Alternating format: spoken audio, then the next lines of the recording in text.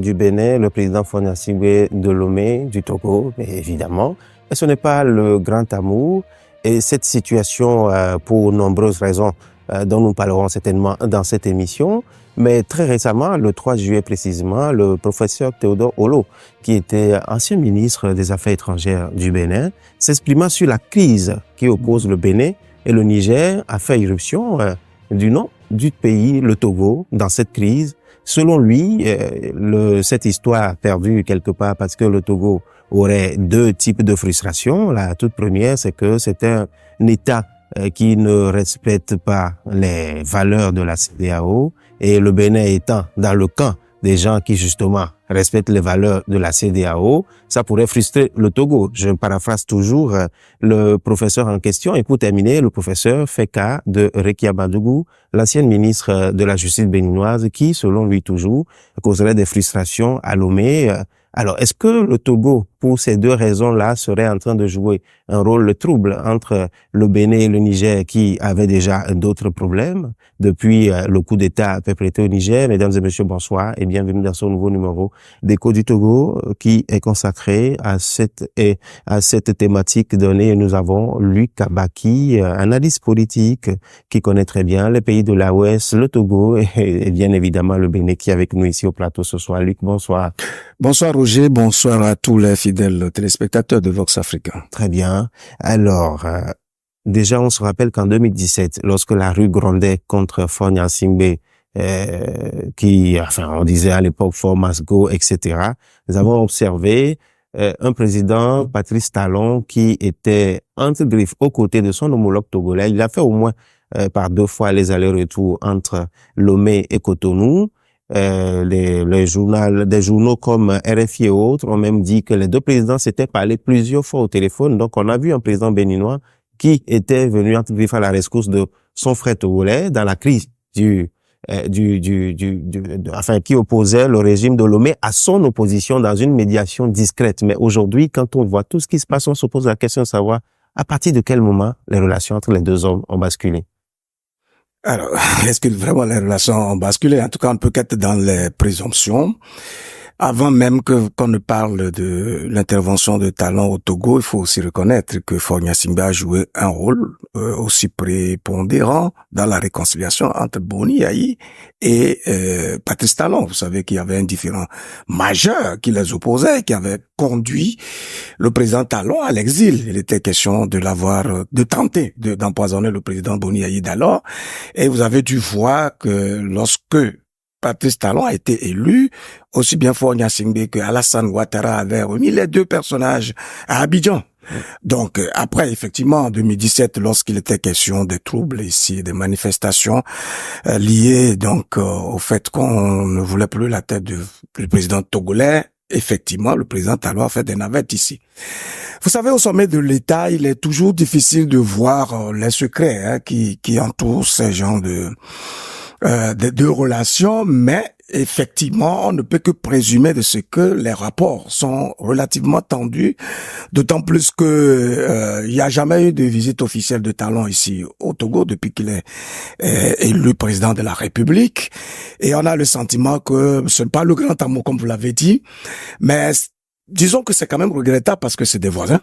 Bien entendu, c'est des voisins et en tant que tels, étant entendu que c'est la géographie qui les a mis ensemble et eux-mêmes, ils se sont connus pendant très longtemps et ils ont sur les épaules la vie et le devenir des millions de personnes. Ils n'ont pas d'autre choix que de surpasser tous les problèmes, je peux dire peut-être personnels, pour comprendre leur mission qui est de développer des relations de coopération et d'amitié permettant un flux normal et logique des citoyens, parce que entre le Bénin et le Togo, franchement, c'est cette barrière qu'on appelle la frontière qui a été, rappelons-le, érigée par le colonisateur et qui fait que finalement on considère qu'on est différent. Mais sur le plan culturel, sur le plan de la vie sociale, sur le plan des règles du vivre ensemble, en réalité, ce sont les mêmes peuples et c'est même d'ailleurs idem pour tous les peuples d'Afrique. Donc il faudrait pas qu'on tombe dans le piège de la division qui est entretenue, si vous voulez, par le colonisateur en vue de se maintenir justement dans notre vie politique en Afrique. Et je rappelle que au lendemain de sa réélection, je parle de Patrice Talon, nous étions en 2021, et nous étions en mai précisément, il s'était pris ouvertement au pays le Togo, sans pour autant le nommer, hein, en tout cas de façon très claire. Il parlait tout simplement d'un pays voisin qui serait derrière un plan de déstabilisation de son pays, et un pays qui a remis beaucoup d'argent pour pouvoir déstabiliser son pays. Est-ce que vous pensez que les applications de Patrice Talon à l'époque à l'endroit du Togo étaient fondées? Comment serait-il possible d'avoir une réponse claire sur ces genres d'accusations dès l'instant où elles ne sont pas, disons, documentées? Et j'observe tout simplement que oui, il y a beaucoup de présomptions, il y a beaucoup de préjugés, il y a beaucoup d'affirmations, entre guillemets, gratuites, parce que en tant que journaliste, moi, je ne peux que m'appuyer sur des éléments irréfutables, tangibles et des preuves matérielles qui permettraient donc d'apprécier et de juger justement une position adoptée par un chef de l'État. Mais qu'à cela ne tienne, en tant que président de la République, il est censé disposer quand même d'un service de renseignement qui est supposé faire un bon travail d'information en la matière. Peut-être qu'en le disant, il a un certain nombre d'éléments. À partir de l'instant où il les a pas mis à la place publique, on ne peut simplement que se dire, bon, mais écoutez, il a ses raisons à lui, mais qui ne nous engagent en rien. L'essentiel, c'est que je pense que si vraiment les éléments sont vraiment fondés, comme je l'ai dit, ils n'ont aucun intérêt à entretenir une relation de tension. Je pense que il aurait été plus bienséant et plus adroit pour le président béninois d'entreprendre, d'engager quelque chose, une démarche claire vis-à-vis du Togo et de fournir ces genres d'éléments de sorte que le débat soit ouvert. D'autant plus que les deux font partie d'une communauté sous-régionale dont l'ambition est de créer un écosystème socio-politique et culturel qui permette l'épanouissement de l'ensemble de la population. Et donc, ça veut dire que s'il y a une situation de cette nature-là, il n'est pas évident non plus que le président de la République du Togo soit forcément au courant, d'où la nécessité de porter ces informations-là à la portée de l'autre, de sorte que ça soit vraiment tranché et jugé. Oui. Lorsque vous avez l'un des opposants principaux d'un régime dans un autre pays, et vous avez une dame comme Rekia Madougou qui n'a pas caché ses ambitions d'aller aux élections, opposant donc à Patrice Talon, vous l'avez comme conseillère. Vous l'avez comme conseillère dans votre palais. Est-ce que ce n'est pas un geste inamical? Dans un premier temps, reconnaissons d'emblée que la dame Madougou était au Togo avant l'élection de Patrice Talon. Depuis 2013. Il faut que ça soit clair. Et puis ensuite, c'est une diplômée, disons, une experte dans son domaine. Et donc, en tant que telle, elle cherche des débouchés, des espaces dans lesquels elle peut exprimer ou son talent et donc se vendre comme vous voulez. Et voyez-vous, aujourd'hui, vous êtes journaliste. Si vous avez l'opportunité d'aller, je veux dire, en Corée du Nord pour donner vos prestations en tant que journaliste et gagner votre pain, je pense que vous avez le droit, en tout cas la liberté d'y aller. Maintenant, au fil du temps, si vous avez des ambitions politiques, le fait d'être candidat n'est pas un péché en soi, à vrai dire.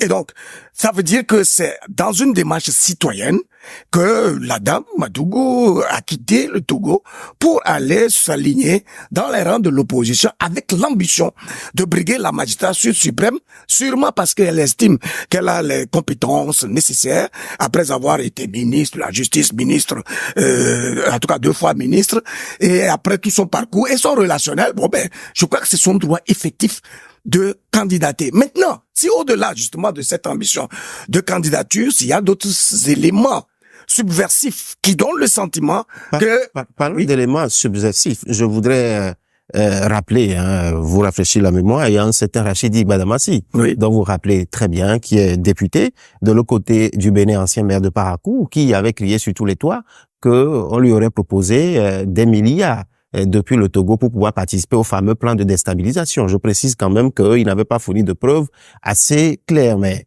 est-ce que, à partir de ce moment, le président Alassane Ouattara avait même tenté de faire une médiation entre les deux présidents Talon et puis Fonia Sigwe, mais dans les deux entourages, tout le monde a dit que non, que tout va bien. Est-ce que ce déni-là ou ce faux fuyant là n'a pas contribué à perdurer cette situation? Oui, mais écoutez, c'est pour ça que je dis, je pense que l'une des qualités majeures qu'on peut attendre d'un leader, c'est d'abord la sincérité. C'est aussi la franchise et la culture de la vérité. Et je dis que ces gens, ces dirigeants, ils doivent être conscients de ce que leur vie ne compte pas. C'est leur mission qui compte en premier et qui déteint sur leur vie, en fait. Et donc, il n'est pas possible qu'on puisse avoir des informations de cette nature liées à un plan de déstabilisation et qu'on puisse se complaire dans des affirmations sur des médias sans pour autant entreprendre quelque chose de viable et de concret. Vous avez dit que dans son interview, effectivement, le président Talon n'avait pas eu le courage de citer énormément le Togo.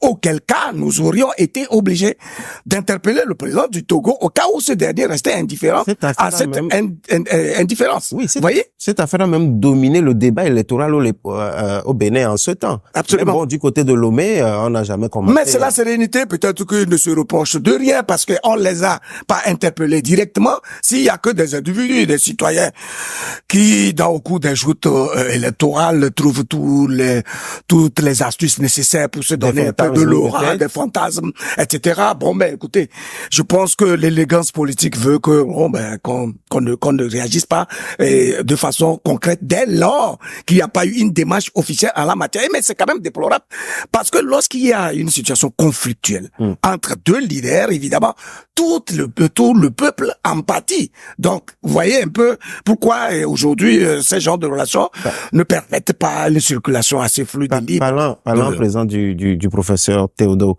Olo, que vous avez certainement suivi le 3 juillet dernier sur les ondes de RFI, qui s'exprimait sur la crise bénino-nigérienne. Et selon lui, le Togo, en somme, pour le paraphraser, le Togo n'a jamais adhéré aux valeurs de la CEDEAO. Il a pris pour exemple la façon dont le président Faure est arrivé au pouvoir en 2005. Il a également rappelé que c'est le Togo, par exemple, dans le cas des sanctions de la CEDEAO contre le Niger, le Togo n'a pas respecté cet accord-là. Selon vous, pourquoi le Togo n'a pas respecté les accords de la CEDEAO? Mettant en mal un peu un pays voisin direct. Bon, écoutez, je pense qu'il y a de l'amalgame. J'ai suivi effectivement le professeur en question. J'ai eu l'impression, il a été très cohérent, mais sauf que à un moment donné, il a été obligé d'être dans les présomptions et à la limite même de charlater. De deux choses l'une. Alors, la CEDEAO, en prenant des sanctions contre le Niger, est-ce elle était fondée? Il dit que les sanctions sont légitimes, ce qui n'est pas vrai. C'était des sanctions totalement illégales. Illégales pourquoi? Parce qu'elles ne reposaient sur aucun principe juridique qui respecte aussi bien la charte de la CEDEAO que son protocole additionnel. Aucune partie de ces deux documents qui régissent justement le fonctionnement de cette communauté, vous ne pouvez trouver la question de la fermeture des frontières, la coupure des transactions et tout ce qui a été lié à la question humanitaire au point justement d'étouffer des pays. Vous vous rappelez que lorsque les mêmes sanctions avaient été appliquées au Mali, le Mali a eu recours à la Cour de justice de l'UEMOA qui lui a donné raison parce que en fait c'est sur un coup de tête que cette communauté sous-régionale a décidé de punir non pas les dirigeants qui venaient d'arriver, mais plutôt le peuple, ce qui porte un coup grave à la question humanitaire. Et ça, vraiment, c'était des sanctions non seulement inhumaines et vraiment indécentes, mais c'était inique, cynique et même sadique. Ça, c'est un fait. Donc, ça veut dire que pour quelqu'un qui a un minimum de bon sens et de culture de chez nous, il est en droit de ne pas obéir à tout ce qui n'est pas légal. Mais on est d'accord? Maintenant, oui, il est clair aussi que on a des choses qui sont évidentes au Togo. C'est que oui, le Togo n'a pas adhéré aux éléments qu'il a eu à évoquer, mais pour que la CEDEAO puisse avoir la crédibilité nécessaire et la voix forte qui puisse influencer la position de certains de ses membres, c'est qu'il faut qu'elle soit crédible et qu'elle soit cohérente vis-à-vis des règles et des lois qu'elle s'établit elle-même. Donc oui, la question de l'alternance, la question liée à tout ça, oui, on est d'accord qu'il est important qu'on puisse, dans chaque État, envisager la perspective de l'alternance parce que elle est même inhérente à la nature elle-même. Toutes nos cellules se transforment et se changent chaque jour un peu plus. C'est pour dire qu'on ne peut pas évoluer à contre-courant d'une dynamique unitaire, mais encore faudrait-il que la CEDEAO se montre crédible, fiable, capable capable de se soumettre au règlement qui doit pouvoir la régir. Mais est-ce que l'attitude du Togo n'a pas fragilisé quelque part la voix de la CEDEAO? Ou bon, mais si un individu sur 15 ou bien sur 12 où ils sont maintenant est dissonant, normalement, s'il y a une bonne dynamique, si eux, ils sont dans la vérité, ils sont sincères et ils font preuve d'humanisme vis-à-vis de leur population, c'est eux qui devaient pouvoir... et il peut pas, l'attitude singleton ne peut pas, si vous voulez, influencer quand même la position d'une douzaine de personnes. Il faut que ça soit clair. C'est pour ça que je pointe du doigt l'incohérence même de la CEDEAO, qui fait qu'aujourd'hui, sa voix ne porte pas et qu'il y ait des gens qui puissent prendre des larges de l'indifférence vis-à-vis de cette communauté-là, parce que eux-mêmes, ils savent que en réalité, ils ne sont pas en train de travailler dans l'intérêt supérieur de leur peuple, mais bon, ils sont en train d'arranger des choses pour se couvrir entre eux, tout simplement. Luc, toujours dans le sens de l'intervention du professeur Olo Théodore sur RFI, il dit clairement que l'autre raison qui pourrait pousser le Togo, je le cite, à jouer contre le Bénin dans les différends qui l'opposent au Niger, c'est que le Togo serait frustré parce que l'ancienne ministre de la Justice, Rekia Madougou, est en détention actuellement. C'est à ce niveau que je pense qu'il a charlaté. Bon, ça, c'est des présomptions. Pourquoi? Parce qu'en réalité, d'abord, qu'est-ce qu'on reproche au Togo dans l'histoire de la crise nigérienne? De n'avoir pas accepté de fermer son port. C'est ce que ça veut dire. C'est ça. Alors, est-ce que le fait d'avoir des raisons humanitaires pour ouvrir le port de sorte qu'on puisse sauver des vies dans un pays voisin, même s'il a été, disons, ponctué par un coup d'État, est une faute? Est-ce que cela vise forcément un voisin? Tous les États qui ont le littoral, qui disposent d'un port, cherchent des clients. Et donc, maintenant, est-ce que la position du Togo est liée au fait que, il voulait récupérer le marché du port du Bénin en sa faveur? Mais même si c'est le cas, c'est de bonne guerre, tout simplement. Parce que le port, lorsque vous le mettez en place, vous le créez, il a une vocation commerciale. C'est pour générer de l'argent. C'est pour faire la cour à des clients. Vous avez entendu un peu le ministre malien des Affaires étrangères qui a dit que, les pays côtiers sont en compétition carrément à Bamako pour faire la cour à des clients, aux marchands, etc., pour que chacun puisse s'appuyer sur son port et faire les transactions nécessaires. C'est pour dire, en tout état de cause, même si on a des soupçons je veux dire, de frustration éventuelle, ce qui n'est pas fondé, puisqu'en réalité, moi, si j'ai un collaborateur qui me vient d'un pays voisin et qu'il est là, voilà, conseiller spécial, je l'ai pris sur la base de sa compétence. On suppose que c'est sur la base justement de sa compétence, mais si après elle retourne dans son pays et que son pays lui reproche des choses, en quoi ça doit pouvoir me déranger? À la limite, en tant que président, l'ayant connu, évidemment, je peux faire la démarche vers mon collègue pour voir de quoi il retourne. Ben, est-ce que on ne peut pas trouver une solution à l'amiable et tout ça. Mais, à cela, ça ne peut pas engager la vie et le devenir de tout un peuple. Alors, Luc Abaki, nous connaissons très bien le poids du Togo, aux yeux des pays de l'AES et même dans la sous-région et au-delà, en matière de diplomatie. Je vous ai parlé dès le départ de cette émission d'un certain Talon qui avait effectué des missions de médiation discrète en 2017, lorsque Faure Gnassingbé était en difficulté avec son opposition. Bon, est-ce que le même Faure Gnassingbé, ou bien pourquoi le même Faure Gnassingbé, lui, par exemple, ne s'est pas proposé comme médiateur dans la crise qui oppose le Bénin au Niger, par exemple, avec tout le poids qu'il a, et qu'on lui reconnaît d'ailleurs en Afrique? Vous voulez donc que je parle à la place de Faure Gnassingbé? Alors, je pense que c'est une question d'inspiration. Je pourrais vous poser la question de savoir, pourquoi vous avez choisi ce thème-là plutôt que de choisir un autre? C'est pour dire tout simplement que dans la vie, on choisit les choses comme on les sent. D'accord? Alors, est-ce que les deux pays ont besoin d'une médiation? Et je pense que la meilleure médiation qu'ils ont eue aujourd'hui, c'est la démarche qui a été effectuée par les anciens présidents du Bénin et qui sont allés voir le général Tiani. Vous avez lu le communiqué, vous avez suivi le communiqué qui en est ressorti. C'est dire clairement qu'il y a des éléments.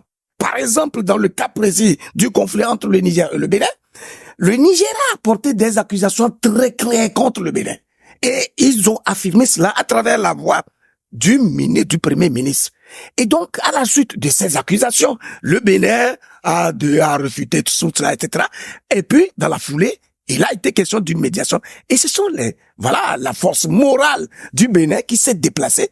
Et apparemment, il y a déjà une embellie en la matière. Voilà les démarches élégantes qu'on peut attendre justement des leaders. Mais vous reconnaissez tout de même que le Togo a tout le poids de jouer un rôle quand même capital. De toute la façon, peut-être sollicité. Oui, bien sûr. Parce que, écoutez, le Togo est intervenu dans le différend qui opposait la Côte d'Ivoire au Mali dans la question des 49 militaires, mais c'est sur sollicitation justement du Bénin.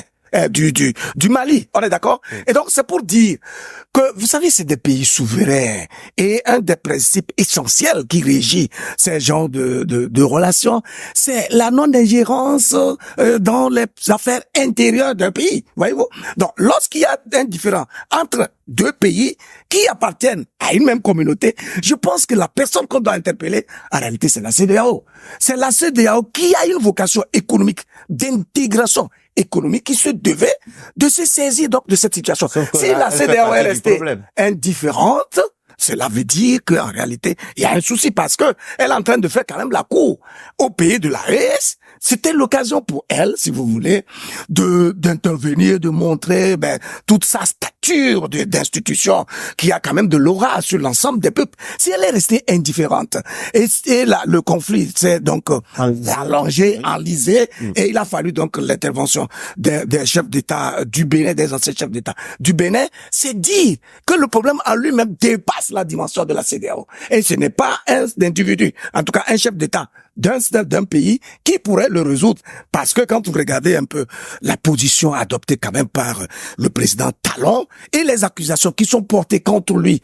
Aujourd'hui, il est dit que les anciens présidents là, à leur rencontre avec le général Tchani, ont eu des éléments irréfutables et documentés de ce que, il y a des gens qui veulent véritablement se servir du Bénin en arrière-coup pour déstabiliser, non pas les dirigeants nigériens, comme l'a dit le professeur, mais l'État nigérien. Et donc, ça veut dire qu'il y a un vrai problème. On salue le fait qu'aujourd'hui, il y a eu l'idée de mettre en place une commission qui va qui va essayer donc d'étudier à fond ce différend-là afin de trouver des solutions fiables qui permettent de rétablir les relations entre les deux pays et qui sont d'ailleurs séculaires et qui sont d'ailleurs naturelles. Voilà.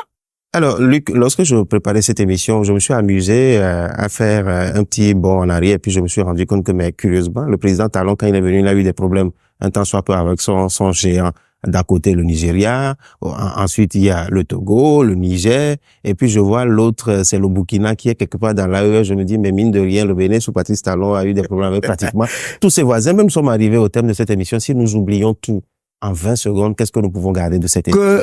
Les chefs d'État de notre sous-région n'ont pas d'autre choix que de développer des relations saines. Et c'est cet esprit qui avait animé les fondateurs de la communauté économique des États de l'Afrique de l'Ouest en 1975. Il ne faudrait pas qu'ils oublient cela.